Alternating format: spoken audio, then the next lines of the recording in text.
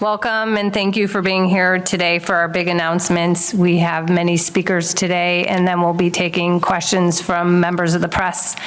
It is my pleasure to welcome to the podium HHS Secretary Robert F. Kennedy Jr.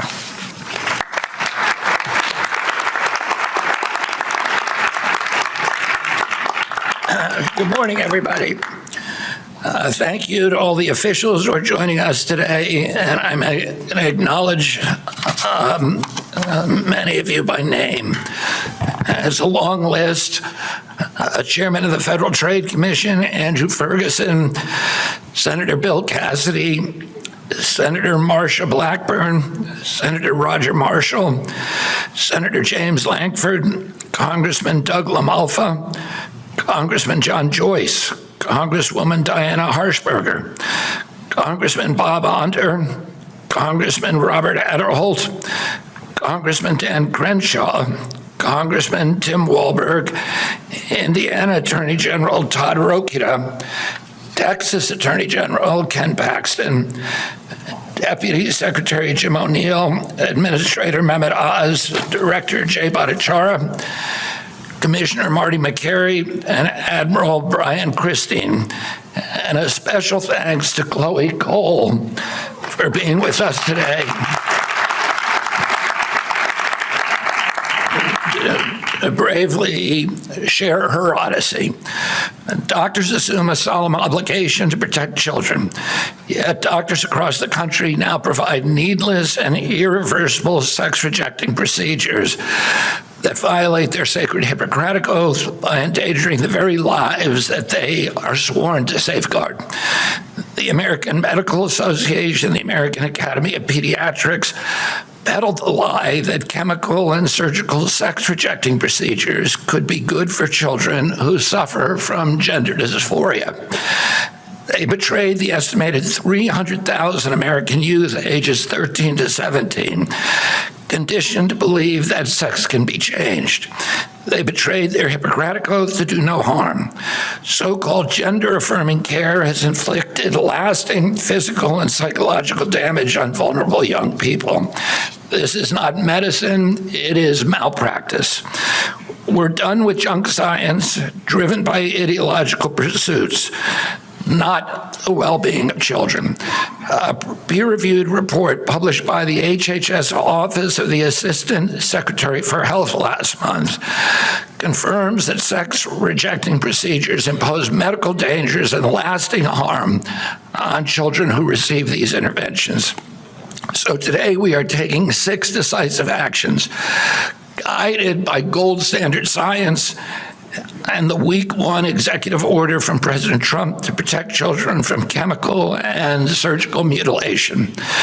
This morning, I signed a declaration. Sex-rejecting procedures are neither safe nor effective treatment for children with gender dysphoria.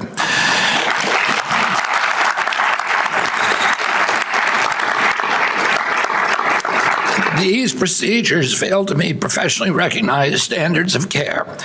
Medical professionals or entities providing sex-rejecting procedures to children are out of compliance with these standards of health care. This declaration is a clear directive to providers to follow the science and the overwhelming body of evidence that these procedures hurt, not help children. Additionally, CMS is proposing 2 new rules. The first rule will bar hospitals that participate in Medicare and Medicaid, which is almost every hospital, from performing these dangerous and harmful procedures. The second rule prohibits the federal Medicaid dollars from funding the sex-rejecting procedures on minors. The FDA is issuing warning letters to 12 manufacturers of breast binders, which are medical devices used for purposes such as assistance in recovery from cancer-related mastectomies. The FDA is telling these companies that the illegal marketing of breast binders to children for the purpose of treating gender dysphoria commits significant regulatory violations and requires swift congressional or corrective action. If the manufacturers don't comply, they could face enforcement actions, including product seizures. Furthermore, HHS is also moving to reverse the Biden administration's attempt to include gender dysphoria within the definition of disability. My uncle, Ted Kennedy, was the primary author of the Americans with Disabilities Act and of the 1978 amendments that strengthened the Rehabilitation Act. The Biden-era amendments that designated gender dysphoria as a disability serve the commercial interest of a predatory, multi-billion-dollar industry that betrayed the original intention of those laws and gendered widespread public resentments against those laws among the American people and discredited the statutes in the public mind. These are statutes that were designed to protect the most vulnerable Americans, and the misuse of these statutes for these purposes injures the statutes themselves and injures other people who are entitled to that protection and who Americans want to see protected. Our proposed rule will reassure recipients of HHS funding that policies preventing or limiting the sex-rejecting procedures do not violate disability non-discrimination requirements. Finally, our Assistant Secretary of Health, Admiral Brian Christine, today signed a public health message to inform healthcare providers, families, and policymakers that current evidence does not support claims that puberty blockers, cross-sex hormones, and surgeries are safe and effective treatments for pediatric gender dysphoria. These announcements are grounded in evidence and shaped by compassion. President Trump has made child protection a national priority. The Make Our Children Healthy Again strategy demonstrates that commitment. Sex-rejecting procedures rob children of their futures. The MAHA Commission strategy report calls for an end to over-medicalization of our children. Unnecessary medical interventions drive big money interests that push sex-rejecting treatments. Today's revenue for sex-rejecting drugs and surgeries in 2023 were estimated in one study to exceed $4.4 billion and on track to exceed $7.8 billion by 2030. One doctor was recorded callously describing sex-rejecting procedures as a big moneymaker. Hospitals rake in millions of dollars by convincing boys and girls that a lifetime of off-label prescriptions for estrogen and testosterone blockers, chest reconstruction surgeries, and more are the only way to achieve true happiness and belonging in life. It's wrong. The Trump administration will not stand by while ideology, misinformation, and propaganda push vulnerable young people into decisions they cannot fully understand and that they can never reverse. On my watch, HHS will stand for radical transparency and informed consent. We follow the evidence. We employ gold standard science. We honor the moral obligation to do no harm. There is divine worth in every person, and it shines most brightly in our children. That worth commands us to protect them. And as long as I serve as HHS Secretary, this agency will do so. Thank you all very, very much.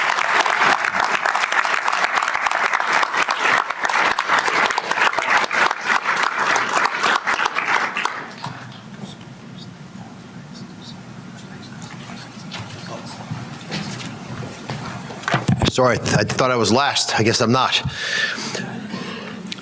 Secretary Kennedy, thank you very much. His bold words tonight reflect a deep passion that he's expressed since very early in this administration, and it represents why HHS needs to be in the forefront of issues like this.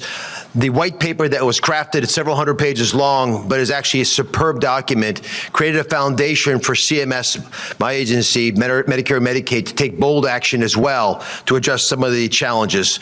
But I want to take a second and outline where we are right now. now. There's an op-ed that Seth Carlton, my chief of staff, was over here somewhere, and I penned that just issued while we've been sitting here, and it highlights some of these issues. But of course, it all came out of the executive order of the president, protecting children from chemical and surgical mutilation. Simple title, descriptive and accurate in its desire to do just that. And today we will deliver that to the president and to the secretary.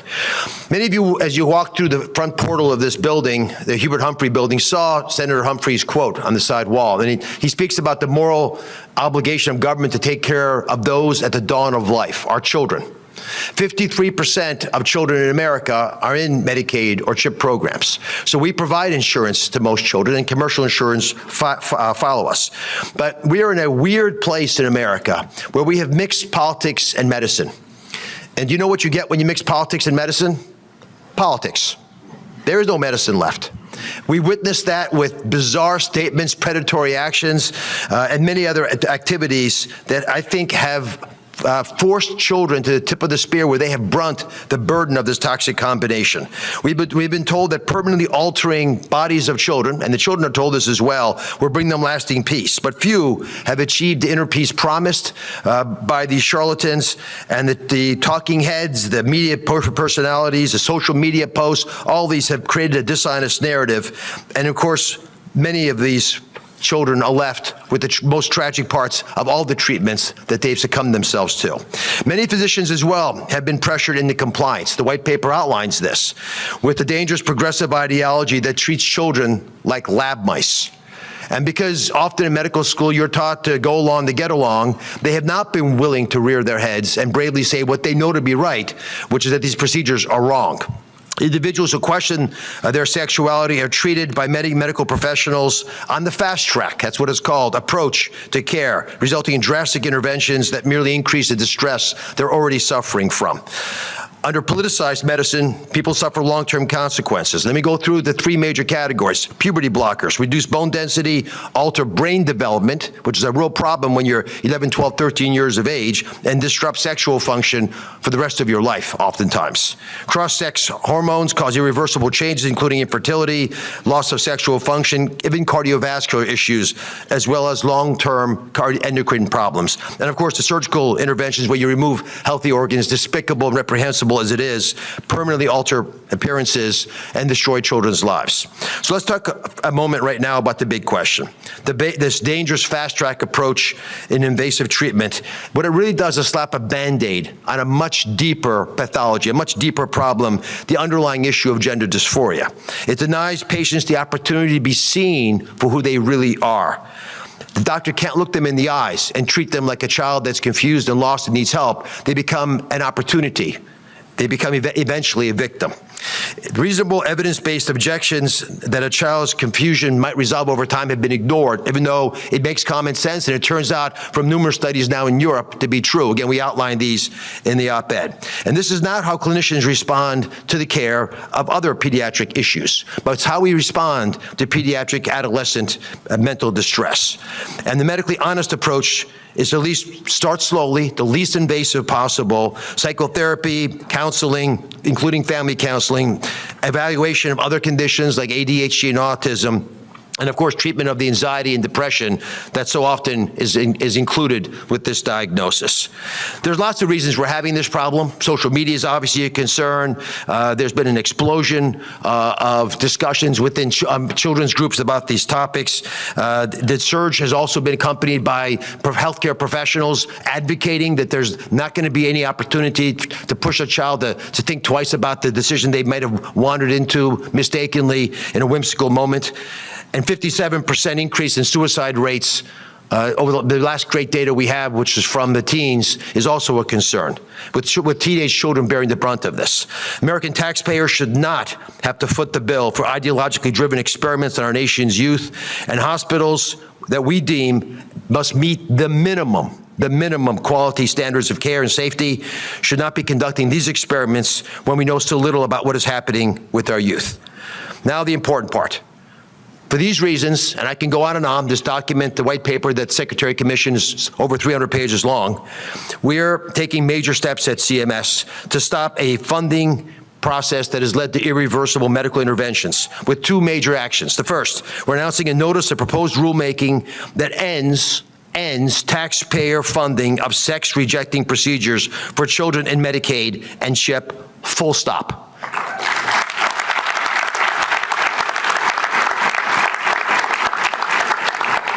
We don't provide health care to every child, but at 53%, we've got most, and we're not going to let taxpayer money go to hurt these children, and those children will no longer be hurt with this ideology. We know that inflicting these procedures on young people costs them and the Medicaid system countless dollars, not just in medical bills, but also all kinds of downstream issues while providers reap the rewards. Too many providers inappropriately profit from carrying out these destructive procedures, and I'm just going to go through this grotesque laundry list of prices just so you're on the same page with what Secretary Kennedy started teasing at. According to a 2022 JAMA data, so it's very recent, the typical vaginoplasty, a procedure a child does not need, costs $60,000. Shockingly, a phalloplasty, the creation of a penis, costs on average in America, according to this data, high quality, $150,000 per child. I do believe, with doing some work, that these prices have continued to increase with increasing manufactured demand. And I must point out that the creation of a vagina, in that case of a phalloplasty, or a scrotoplasty where you add testicles, that's extra. This is a pathology that has afflicted the medical profession. It is shameful that clinicians have profiteered off this. I do not understand how it could possibly have been tolerated by the leadership of these institutions, but it will no longer be funded. And I can tell you, if they're so diehard desirous of helping children and they don't get paid, the question is, will they do these procedures? And I think we know the answer. The second big thing, that's $250 million over the next decade of savings to the taxpayer, but that's irrelevant to this issue compared to the harm to the next generation, to our future, because kids are always our future. Second, to reinforce the need to protect our children, we are announcing that certified Medicare and Medicaid hospitals, pretty much everyone in the hospital in the country, will no longer be permitted to perform certain sex-rejecting procedures on children. Any hospital that does offer sex-rejecting procedures to vulnerable populations of pediatric-age kids will no longer be able to participate in the Medicare and Medicaid program.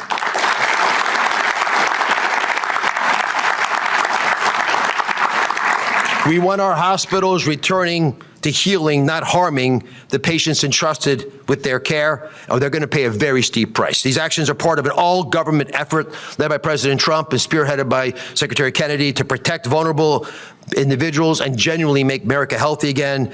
This is not just smart, science-based health policy. It is our moral duty, as Senator Humphrey mentioned 50 years ago.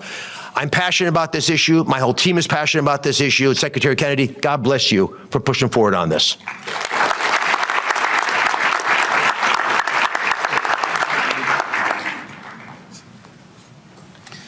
Thank you, Dr. Oz. One of the most barbaric features of a society is the genital mutilation of its children. It's based on a medical dogma, sadly, that the normal, sometimes stressful experiences of boys and girls growing up is a pathology that requires medical intervention. Parents are told if they don't agree to these disfiguring and permanently sterilizing procedures, they're putting their child at increased risk of suicide, a baseless claim that has never been supported with good data. Let's be honest, and I'm going to say what you're not supposed to say. Pushing transgender ideology in children is predatory, it's wrong, and it needs to stop.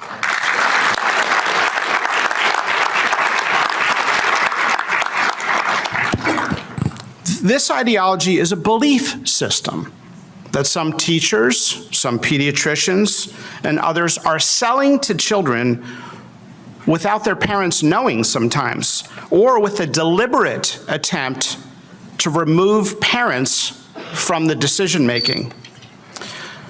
Puberty can be stressful, and for all of history, being a kid and interacting with kids from the opposite gender can be awkward, even confusing at times. But to see now a society putting kids on a path of chest binders, drugs, castration, mastectomies, and other procedures is a path that now many kids regret. And Chloe, I've got to say, your testimony in front of the Hill was one of the best descriptions I've heard on this issue ever. Maybe one of the best descriptions I've heard of any topic ever presented in front of Congress, and it's an honor to be here with you.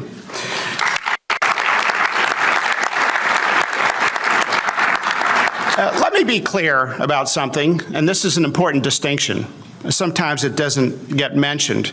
We're not talking about medically treating kids with a biological basis for differences in sexual development, what used to be called intersex. We're not talking about children with 5-alpha reductase deficiency, Klinefelter syndrome, Turner syndrome, or other sex chromosome abnormalities. We're talking about an ideology that is supported by flawed science that every child as young as 4 years of age should pick from an array of genders. We've got high schools now where half the kids don't identify as a boy or girl. What's going on?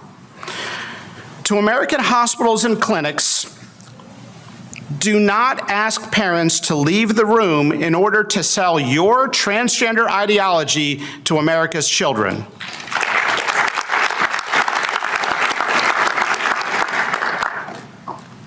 How is it that a child can cannot get an ibuprofen without their parents' consent at school? Yet states like California are arguing that children should be able to make irreversible choices without their parents' knowledge. The UK actually did a comprehensive review in the Cass Commission of the medical literature and found there's no role for puberty blockers in many of these interventions. We as doctors have a duty to speak up, and that's why we're here, against this cruel practice. It's been hard to speak honestly on this topic. Many in academia who have challenged the dogma have been railroaded, dismissed, fired, or labeled in a form of modern-day McCarthyism. Just ask the former Brown University professor Lisa Lippman, whose research suggested that transgenderism was a socially contagious condition. Brown University persecuted her and did not renew her contract. And this is the story of many academics that are trying to speak common sense to this insanity. Let's stop with the labeling and let's have an honest conversation about what's best for America's children. Today, the FDA is taking action. We are sending warning letters to 12 manufacturers and retailers for illegal marketing of breast binders for children for the purposes of treating gender dysphoria. Breast binders are a Class 1 medical device with legitimate medical users, such as being used by women after breast cancer surgery. And these binders are not benign. Long-term usage has been associated with pain, compromised lung function from atelectasis collapse, and even difficulty breastfeeding later in life. The warning letters will formally notify the companies of their significant regulatory violations and require prompt corrective action.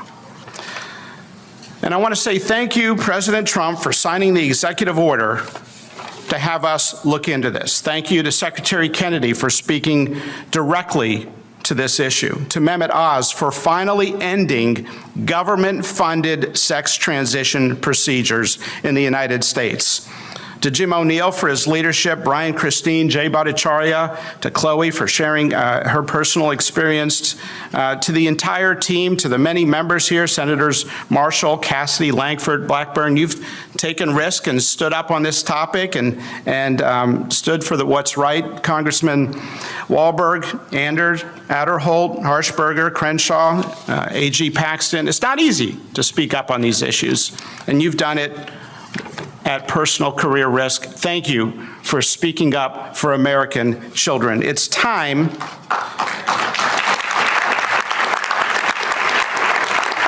I can't tell you the number of people that said, don't talk about this issue publicly. You can talk about everything else in medicine, but do not ever talk about this on TV or in any public forum. You've probably gotten the same advice.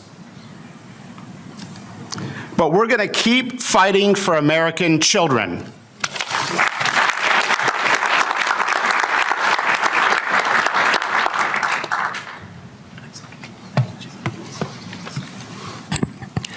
Good morning. I'm Admiral Brian Christine, the Assistant Secretary for Health at the Department of Health and Human Services, and I have the privilege of being the Senior Flag Officer in the Commission Corps of the United States Public Health Service. Welcome to you all, but especially welcome to you, Chloe.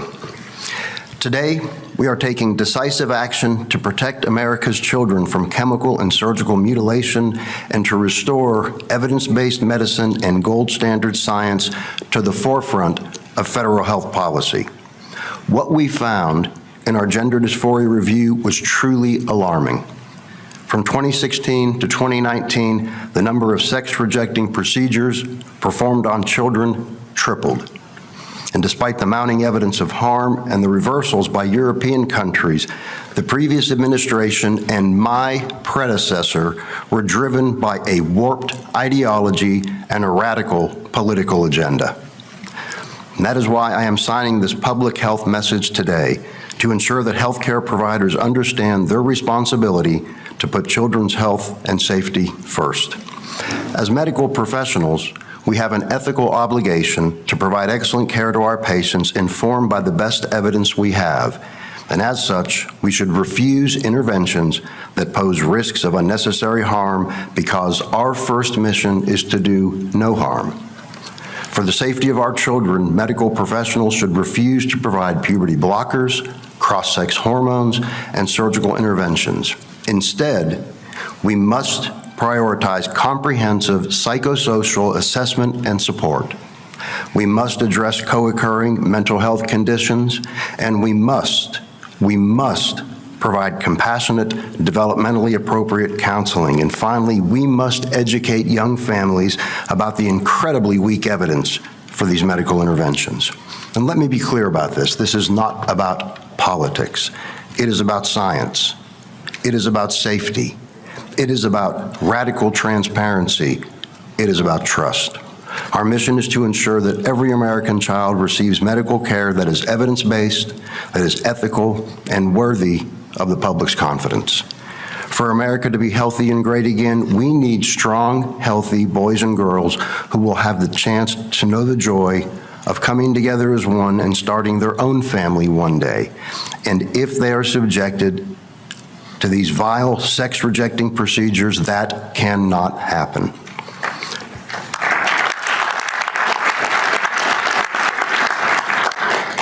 Protecting our children's health and their future is good medicine. Protecting our children's health and their future is our moral obligation. Today, I am offering the opportunity for every medical professional to absolutely reject harmful, irreversible procedures on minors and instead to prioritize medicine that puts the health of America's children first. All of us on this stage will continue to be guided by gold standard science, a dedication to radical transparency, and a commitment to truth. President Trump and Secretary Kennedy will stand for no less. Thank you all for being with us today. God bless President Donald Trump. God bless Secretary Robert F. Kennedy Jr. God bless all of our vulnerable children who suffer from gender dysphoria and their families. God bless Chloe Cole, and God bless our republic. Thank you.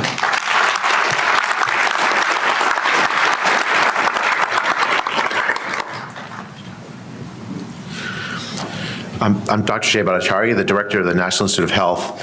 I was thinking about how we got to this moment today, and I was thinking about the power of science. And normally, we at the NIH, and I should say, as in myself in my own capacity in my career, I've always admired the power of science to do good for the world, to help us understand how the world works, to develop cures and treatments.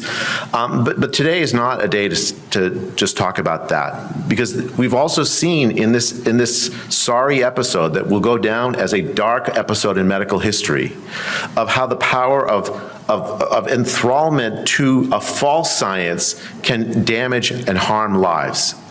The hijacking of scientific institutions, the hijacking of scientific journals for the purpose of essentially enforcing groupthink is tremendously powerful.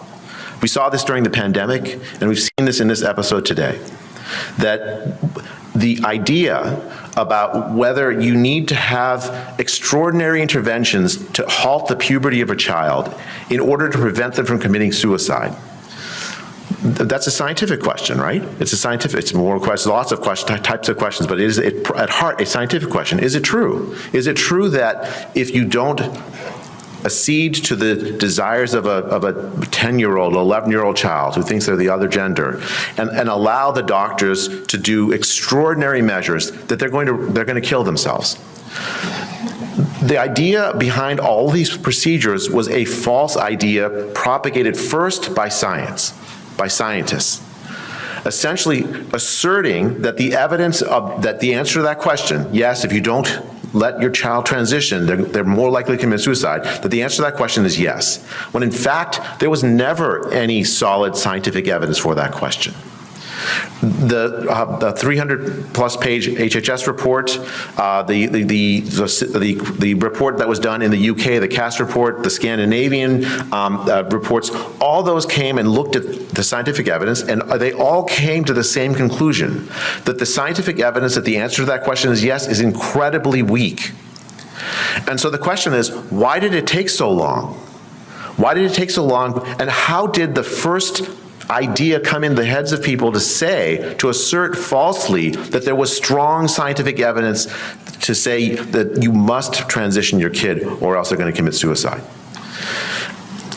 And those are haunting questions for me as the director of the National Institute of Health, because the key idea in science is that when there are extraordinary claims made, you have to question them. Even when you have ideas that are well established, you have to question them. And yet what happened was that there was essentially a groupthink that prevented excellent scientists from speaking up when they should have. The extraordinary courage of the authors of the HHS report, I don't know if you're all here in the room today, is stunning to me, because they stuck their heads up. The extraordinary courage of Chloe Cole, sticking her head up when it was almost impossible to do so. Why was it so impossible? Because the power of science to enthrall minds is almost unmatched in our society. So what do we need to do? First, don't ever let, if you're a parent, don't ever let a doctor tell you, essentially blackmail you into thinking that you must accede to a transition for your child, because if you don't, the child will kill themselves. There's no warrant for that. The scientific evidence does not support that, and we should never, and I'm proud to be part of an administration that is putting an end to that practice.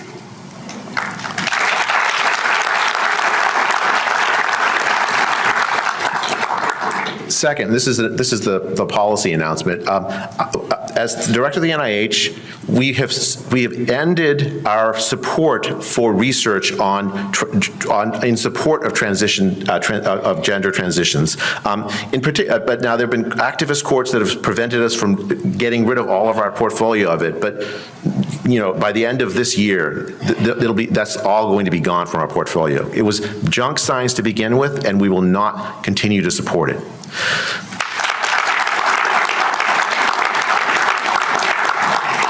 So let me tell you an anecdote about this. There was a researcher that the NIH funded that did a study of whether, to answer the question, was it more likely that a child who didn't transition would commit suicide?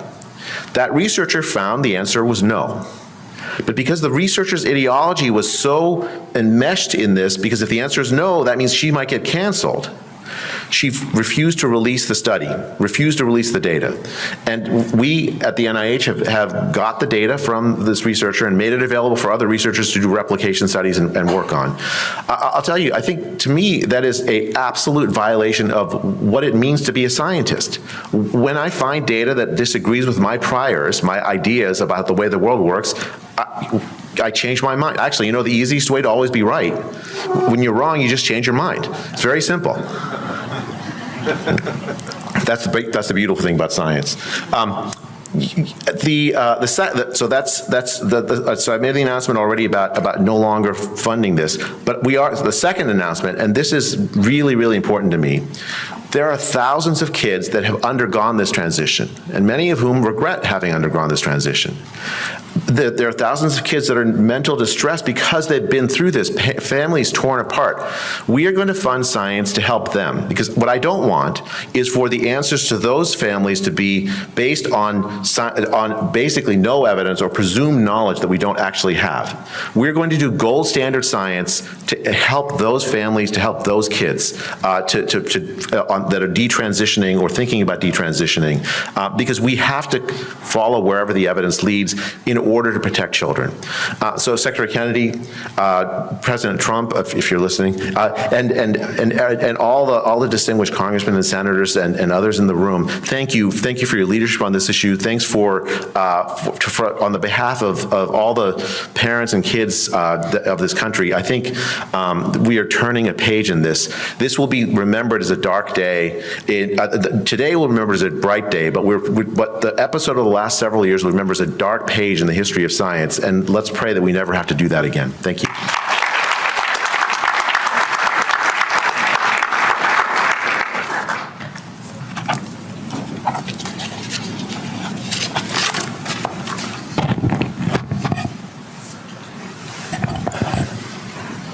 Men are men.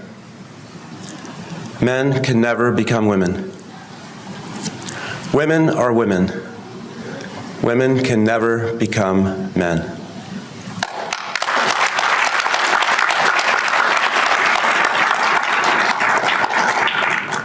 Children are innocent, and they need our protection.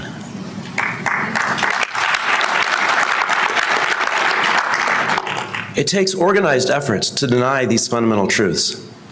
Sadly, we've seen such efforts succeed from time to time. The denial of fundamental truths can destroy nations from within.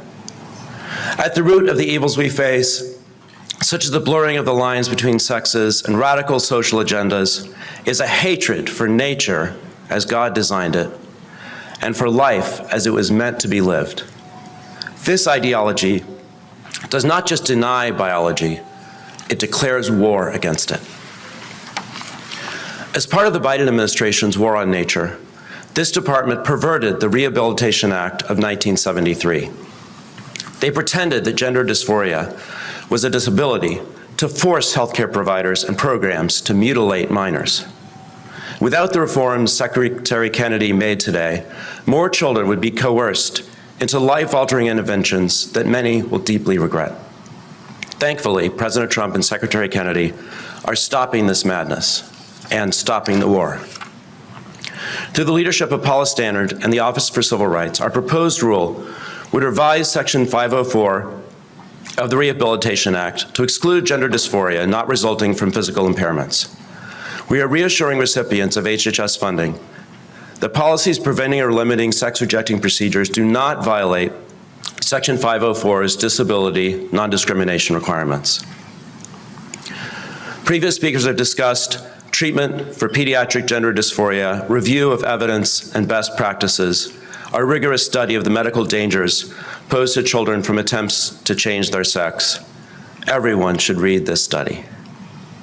Chloe, thank you for your relentless advocacy to protect children from harm. Body dysmorphia and gender dysmorphia and alienation and social contagion cause a lot of children to suffer. As Jay and Brian said, we are working on approaches and solutions.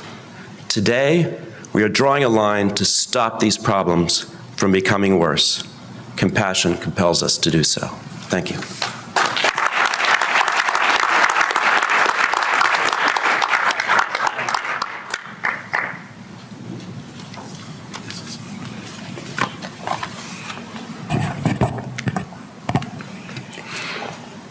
Thank you so much for having me.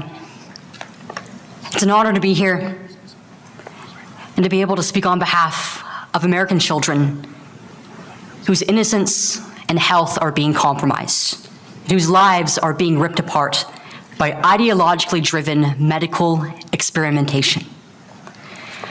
I represent a community of people who have been harmed by these procedures, and yet largely are ignored by the same doctors, the same clinics and medical system that have harmed us. I've become an advocate for protecting children from what is often mistakenly referred to as gender-affirming care, because it is by no means care, scientific medical abuse that violates every tenet of medical ethics.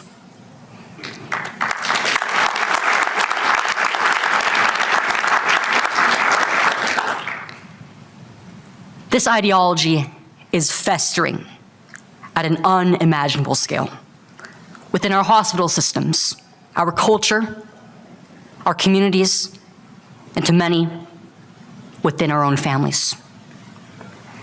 For me, it started with being lied to about who I was by adults outside of my family. I was made to feel that the way that God beautifully made me was in fact a mistake that could only be fixed by so-called modern medicine.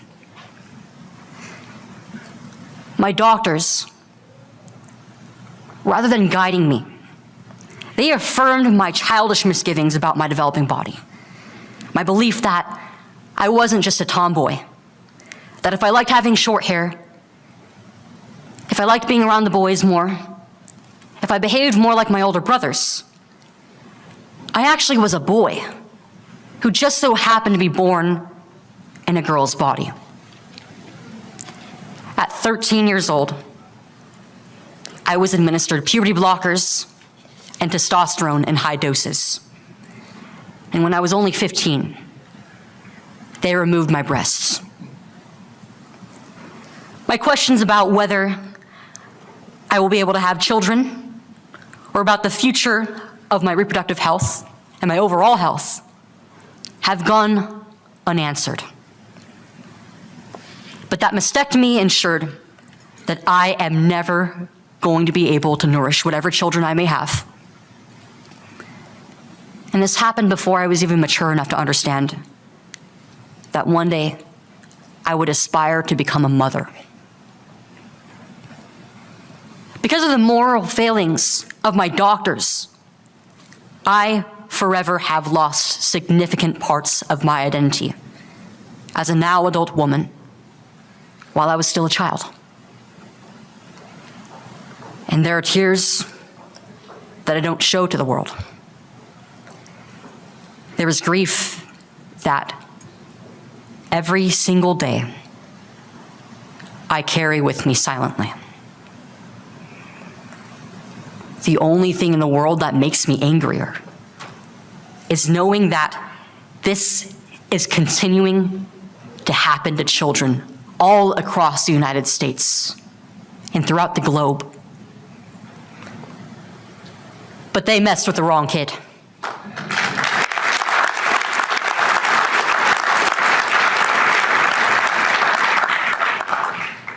At 16 years old, I rejected the lies that I was sold. I detransitioned, and I chose to face the world and sound the alarm on what is happening to my generation, both in the hopes that this would set forth a movement of young people who chose to break free from ideology, and also that one day, no child would ever have to speak up about this ever again.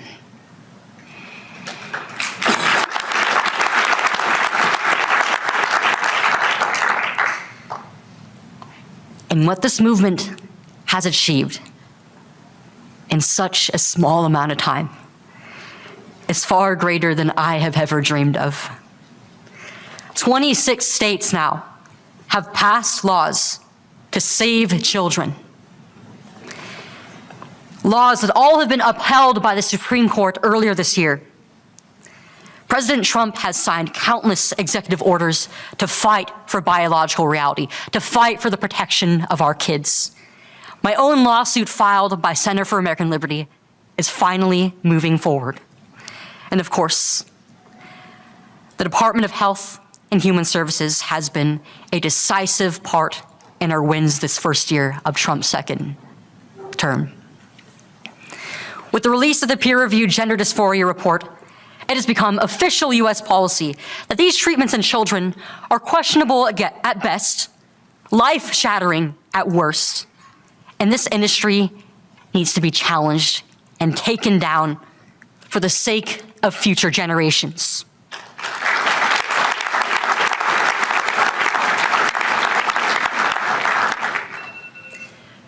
Because there is no such thing as being transgender,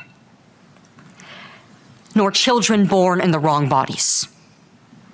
Every boy and every girl deserves to be loved the way that they were beautifully created in their mother's womb. And to the young people out there who are struggling with this mental illness,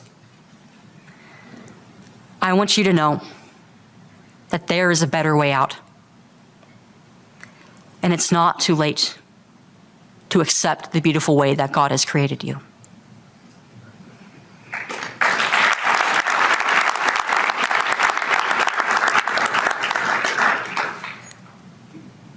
My story turned out to be a success story, but it was only in spite of my doctors and the horrible things that they did to me, to my family. I am only one voice out of thousands of children, but our cries for help have finally been heard. And the Trump administration and the HHS and Secretary Kennedy have done an incredible job this year, ensuring that this abuse is going to cease one day. I am incredibly excited to see the many more wins that we are going to have moving forward in the next few years. On behalf of every single child who once was mistaken that they were transgender, thank you for everything.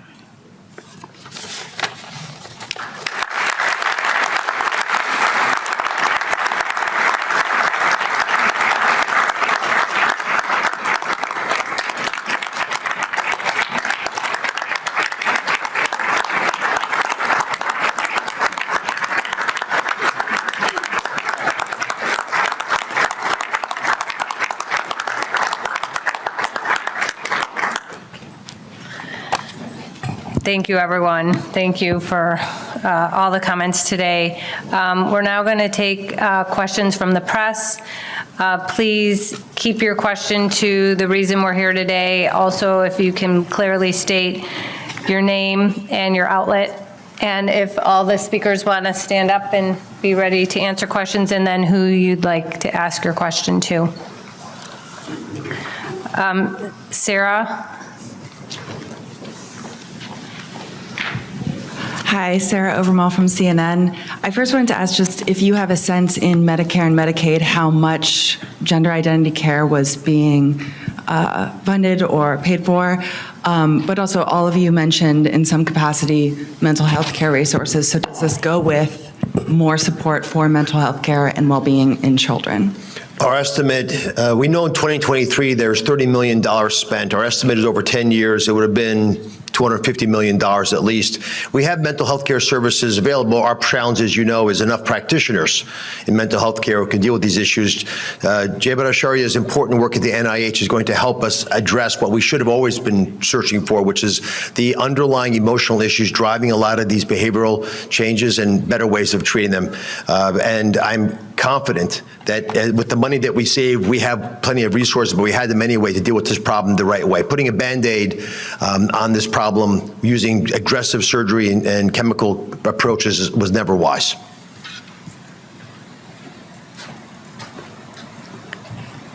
Caitlin?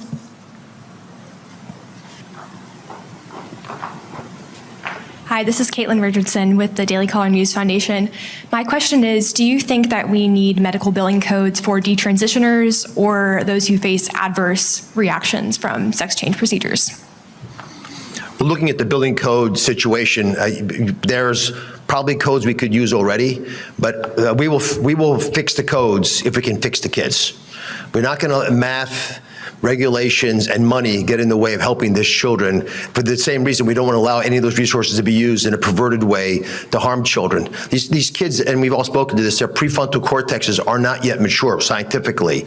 So condemning them to decisions that they make whimsically at those ages, no parent would allow to have happened. And I believe these procedures will fall in the deepest abyss of dark periods of American history like prefrontal lobotomies represent today. They should be a prehistoric relic that brings shame upon the profession. Please.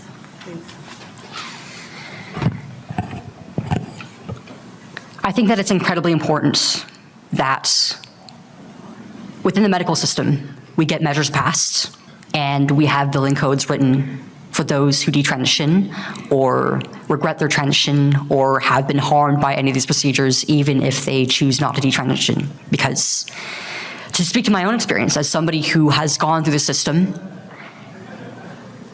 the suffering doesn't end the moment that you detransition. These procedures are not reversible in any way.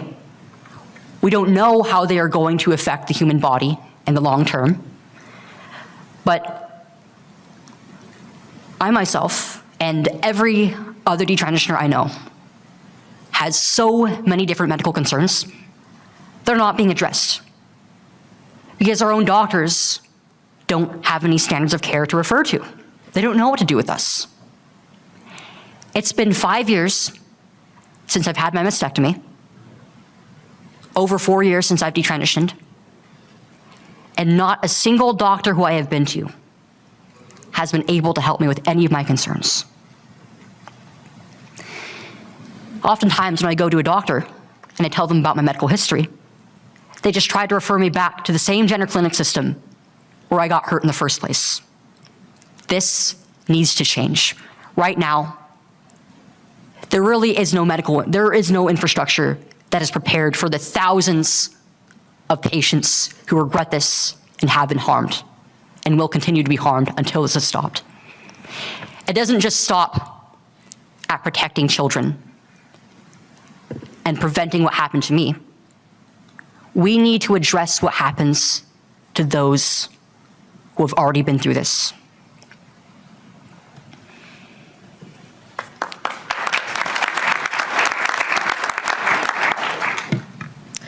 Michael?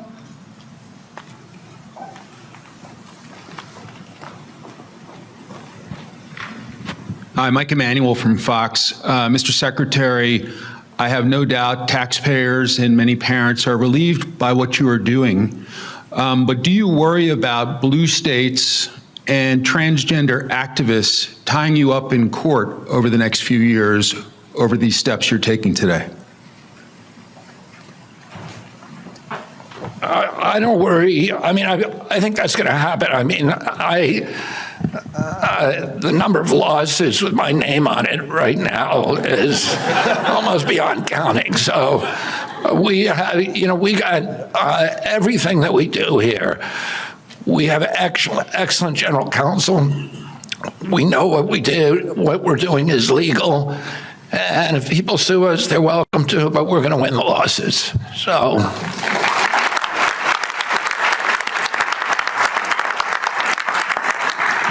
Jonathan Brown. Hi, Jonathan with the Christian Post. What effects do you believe that these standards will have throughout the world in places where they're also struggling with these issues? So this department under President Trump's previous term launched the Geneva Consensus Declaration, which is a multilateral organization of many other member states that support each other on this issue as well as other social issues. I just had the honor of speaking at the annual meeting of the Geneva Consensus Declaration about 6 weeks ago, and there was a lot of support. As you heard, there's been a lot of reference to scientific studies in other countries here. I think the report we've all talked about today that was published here will be read around the world and translated. So there is a lot of cooperation between many nations. That's right there.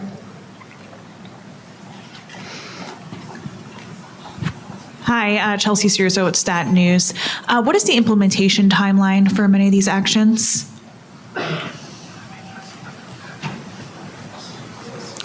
The notice of proposed rulemaking generally is a 60 to 90-day period of comment, and following which we will evaluate all the answers, and thoughts, and recommendations we hear and issue our final ruling. For the OCR rule, changing the definition of disability to exclude gender dysphoria has a 30-day comment period, and then we will finalize it. Great, and our last question right there. Thank you.